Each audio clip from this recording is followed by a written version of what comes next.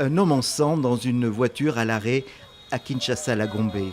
Ainsi se présentait la scène du crime le 13 juillet 2023, voilà 2 ans.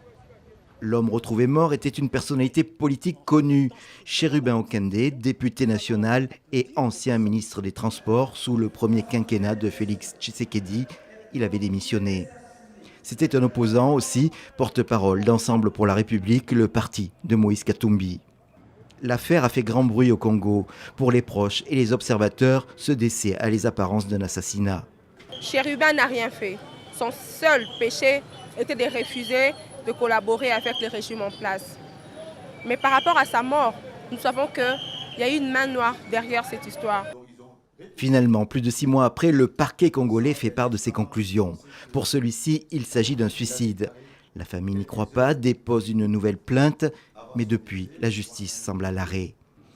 En ce mois de juillet 2025, Frida Okende, la fille du défunt, a écrit au président de la République. Elle demande son intervention pour relancer l'enquête. Jusqu'à aujourd'hui, il n'y a pas effectivement d'avancée et que la famille continue à réclamer justice pour la mémoire de cet homme d'État. Moi qui suis légaliste, j'estime qu'il n'y a que la justice qui puisse qualifier une attitude, un comportement d'un crime d'État. Maître Laurent Onyemba estime qu'il reste encore des voies de recours via les juridictions internationales. Nous continuons à croire qu'au niveau pénal, il doit y avoir une instruction réelle pour identifier les auteurs de ces crimes crapuleux et qui subissent la rigueur de la loi. Si ce n'est pas fait, ça peut prendre le temps que ça va prendre.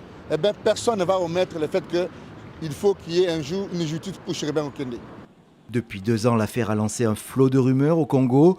Un journaliste connu, Stanis Boujakera, a été condamné à 6 mois de prison. Il était accusé d'avoir produit un faux rapport selon la justice, mettant en cause les renseignements militaires congolais. Il a été libéré en mars 2024.